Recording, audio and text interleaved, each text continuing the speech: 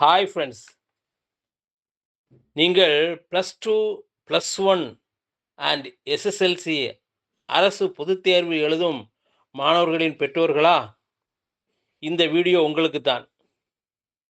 என்னுடைய அன்பு நண்பர் டாக்டர் திரு டி.என். ராமசாமி அவர்கள் உங்களுக்கு தேர்வு எழுதுவதற்கான சில டிப்ஸ் தந்துள்ளார். அவர் ராஜபாளையம் அருகிலுள்ள கிருஷ்ணபுரம் நாடார் மேல்நிலைப் பள்ளியில் தலைமை ஆசிரியராக பணியாற்றி ஓய்வு பெற்றவர். சிங்கப்பூர், மலேசியா போன்ற நாடுகள் நடைபெற்ற கல்வி கருத்தரங்குகளில் கலந்து கொண்டு நம் நாட்டின் பெருமையை பறைசாற்றியவர். தமிழ்நாடு பாட புத்தக தயாரிப்பு குழுவில் ஒரு உறுப்பினர். பல பொறியியல் கல்லூரிகள் மற்றும் ஒரு மருத்துவக் கல்லூரிக்கு ஆலோசகராக இருந்துள்ளார். பல தொலைக்காட்சிகளில் மோட்டிவேஷனல் ஸ்பீக்கராக தோன்றியுள்ளார். அவர் 17 டாக்டர்களையும் மற்றும் 7 பல்கலைக்கழக துணைவேந்தர்களையும் பேட்டி கண்டவர். தமிழக அரசின் டாக்டர் ராதாகிருஷ்ணன் விருது என்னும் நல்லாசிரியர் விருது பெற்றவர். பணி நிறைவு செய்து 8 ஆண்டுகள் ஆன பின்னரும் அவர் பணியாற்றிய கிராமத்து ஊர் மக்கள் மற்றும் மாணவர்கள் உள்ளத்தில் இடம் பிடித்துள்ளார். அவர்களால் பாராட்டப்படுகிறார். அவர் +2, +1 மற்றும் எஸ்எஸ்எல்சி தேர்வு எழுதும் மாணவர்களுக்கு கூறும் அறிவுரையை கேட்டு பயனடைவோம். All the best. அன்பு மாணவ செல்வங்களே, அருமை பெற்றோர்களே, அனைவருக்கும் உங்கள் டிஎன்ஆரின் அன்பு வணக்கம். ஆம், வரும் 3ஆம் தேதியிலிருந்து 12வது வகுப்பு தேர்வும், 5ஆம் தேதியிலிருந்து 11வது வகுப்பு தேர்வும், வரும் மார்ச் 28ஆம் தேதியிலிருந்து 10ஆம் வகுப்பு தேர்வும் துவங்கி இருக்கிறது. துவங்க இருக்கக்கூடிய இந்த தேர்வுகளை மாணவ செல்வங்கள் தைரியமாக, மிகவும் திறமையாக, தெரிந்த கேள்விகளை மிகவும் நன்றாக தெளிவாக எழுதுமாறு அன்புடன் நான் கேட்டுக்கொள்கிறேன். வேறு ஒன்றுமில்லை, நமது கல்வி மாவட்டம், கல்விக்கு கண் திறந்த காமராஜர் பிறந்த இந்த கர்ம பூமியாம் இந்த விருதுநகர் மாவட்டம்தான் இதுவரை கடந்த ஒரு 25 வருடங்களாக முதலிடத்தை பிடித்துக் கொண்டிருந்தது. இப்போதும் இந்த வருடமும் கண்டிப்பாக பிடிக்க வேண்டும் என்ற ஒரு அன்பு ஆசையினால் நமது மாவட்ட ஆட்சித்தலைவர் டாக்டர் விபி ஜெயசீலன் அவர்கள் பெருமுயற்சியில் ஜூம் மீட்டிங் எல்லாம் போட்டு மாணவ செல்வங்களையும் ஆசிரியர்களையும் சந்தித்தார்கள்.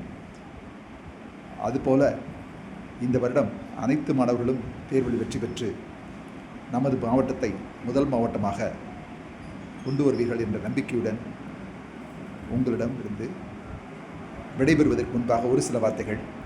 எல்லோருக்குமே திங்கட்கிழமை என்றால் ஒரு காய்ச்சல் இருக்கும். That is called Monday phobia என்பார்கள். அதே மாதிரி புதிய இடத்திற்கு சென்றோம் என்றால் அதற்கு பெயர் நியோஃபோபியா என்பார்கள். புதிய மனிதர்களை பார்த்தல் என்றால் எக்ஸனோஃபோபியா என்பார்கள். அதே மாதிரி எக்ஸாமினேஷனை பார்த்தால் என்றாலே எக்ஸாமினோஃபோபியா என்பார்கள். Fear of examination is called examinophobia அப்படிம்பாங்க. அது மாதிரி புத்தகத்தை பார்த்தாலே சில பேருக்கு பயப்பட வரும். அது சில புக்கை பார்த்திங்கன்னா இன்னும் கொஞ்சம் பயம் ஜாஸ்தியாக இருக்கும். அந்த புக்கை பார்த்தா படக்கூடிய பயத்துக்கு பேர் பைபிளியோஃபோபியா அப்படிம்பாங்க, பைபிளியோஃபோபியா அப்படிம்பாங்க. இது மாதிரி எக்கச்சக்கமாக இருக்குது. 100க்கு மேலே ஃபோபியா கேட்டால் சொல்லுவேன் நான், அது வேறு விஷயம். ஆனால் நீங்கள் இந்த ஃபோபியாக்களில் எந்த ஃபோபியாலையும் மாட்டிக்கிடாமல், எஸ்பெஷலி ஃபார் எக்ஸாமினோஃபோபியாவில் மாட்டிக்கிடாமல், தேர்வுக்கு கரெக்டாக அந்த தேர்வுக்குரிய நேரத்துக்கு முன்பாகவே தேர்வுடைய அறைக்கு நீங்கள் முதலில் சென்று உங்களுக்கு 10 நிமிஷம் என்னடானா எக்ஸாம் கொஸ்டின் பேப்பர் படிக்கிறதுக்கெல்லாம் டைம் கொடுக்குறாங்க. அந்த டைம் கொடுக்கும்போது அந்த கொஸ்டின் பேப்பரை உட்காந்து தெளிவாக உட்காந்து படித்து அதில் எந்தெந்த கேள்விகளை என்னடானா நம்ம உடனே எழுதலாம் அப்படிங்கிற மாதிரி தேர்வு செய்து, அதிலும் நீங்கள் பார்த்தீங்கன்னா 14 ஒன்வேர்டு தான் இருக்குது. அந்த ஒன்வேர்டை என்னடானா மிக தெளிவாக சரியான விடையை மட்டும் நம்ம கரெக்டாக எழுதிட்டோம்னா அந்த ஃபுல் மார்க் நமக்கு கிடச்சிடும். அதுக்கப்புறம் ஃபுல் மார்க் கிடைக்கக்கூடிய 5 மார்க் கொஸ்டினோ 10 மார்க் கொஸ்டின்ஸோ அதை என்னடானா நல்லா தெரிஞ்ச கொஸ்டினை முதல்ல எழுதி அந்த பேப்பர் வேல்யூ பண்ணக்கூடிய ஆசிரியர்களுக்கு உங்கள் மேலே ஒரு நல்ல இம்ப்ரெஷன் முதல்ல ஏற்படுத்திட்டாலே போதும். அவங்க எல்லாருமே என்னடானா சரி பரவாயில்ல, அந்த பையன் ஏதோ படிச்சிருக்கான் போலுக்கு, படிக்க முயற்சித்திருக்கான் போலுக்கு அப்படிங்கிற ஒரு நம்பிக்கையார் ஏற்படும். எனவே அந்த நம்பிக்கைக்கு பாத்திரமாக இருந்து நன்றாக தெளிவாக எந்த பயம் இல்லாமல் ஒரு பரீட்சை முடிஞ்சிட்டு வெளியே வந்தவுடனே அந்த கொஸ்டின் பேப்பர் லேசாக பாருங்கள். அதுக்கு அதை பற்றியே டிஸ்கஸ் பண்ணிவிட்டு அடுத்து வரக்கூடிய பரீட்சையை கோட்டை விட்டுறாதீங்க. அதனால் ஐயோ இந்த கொஸ்டின் தப்பாக விட்டுட்டோமோ, ஐயோ அந்த கொஸ்டின் தப்பாக விட்டுட்டோமோ அப்படின்லாம் நினைக்க வேண்டியதில்லை. முடிஞ்சது தான், அது ரைட். ஆனால் அடுத்து வரக்கூடிய தேர்வுகளில் என்னடானா இதோட அதிகமான மதிப்பெண்கள் எடுப்போம் அப்படின்னு உறுதிப்படுத்திக்கோங்க. அதமாக என்னடானா ஃப்ரெண்ட்ஸ்கிட்ட அதிகமாக செல்ஃபோனில் சேட் பண்ணுறது, செல்ஃபோனில் அதிகமாக பார்க்குறதெல்லாம் இனிமையாக தயவுசெய்து குறைச்சிக்கோங்க. இந்த கொரோனா காலகட்டத்தில் தான் செல்ஃபோன் உங்கள் கையிலேயே வர ஆரம்பிச்சது. அது மார்ச் 25 2020 வந்து அதோட கொரோனா லாக்டவுன் வந்துச்சு.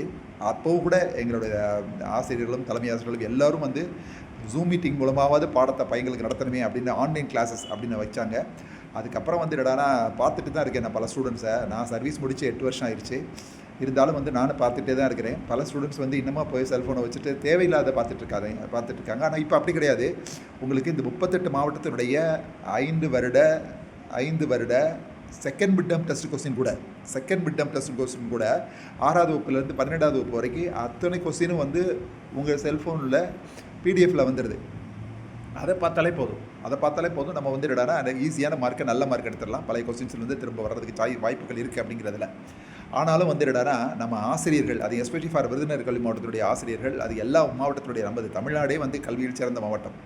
அது நம்ம சொல்கிறது வேண்டியதில்லை. பாரதியார் சொல்லியிருக்காரு, கம்பர் சொல்லியிருக்காரு, எல்லாருமே சொல்லியிருக்காங்க. அதனால் இந்த வருடம் வந்து அனைத்து மாணவர்களும் தேர்வில் வெற்றி பெற்று தமிழ்நாடு என்றைக்குமே வந்து தமிழ்நாடு தான் என்பதை உங்களது தேர்வு முடிவுகள் மூலமாக, அதுவும் பார்த்திங்கன்னா இப்போ முந்தைய மாதிரிலாம் கிடையாது. என்றைக்கு ரிசல்ட் வரும்போது எங்கள் காலத்துலாம் நினச்சிட்டு இருந்தோம். ஆனால் இப்போ அப்படி இல்லை.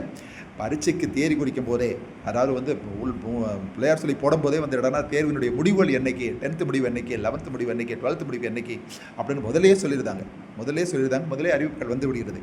எனவே அதற்கு தகுந்தாற்போல் வரக்கூடிய தேர்வு முடிவுகள் வரும் நாள் அத்துணை மாணவர்களும் தேர்வில் வெற்றி பெற வேண்டும் என்று உங்கள் அனைவருக்கும் ஆண்டவனை வேண்டிக் கொள்கிறேன். அது வந்து உங்களை வேண்டிக் கொண்டு இந்த என்னுடைய உரையை முடிக்கிறேன். நன்றி. உங்கள் TNR. Goodbye. God bless you all. Thanks for watching. Please subscribe to Wisdom Channel.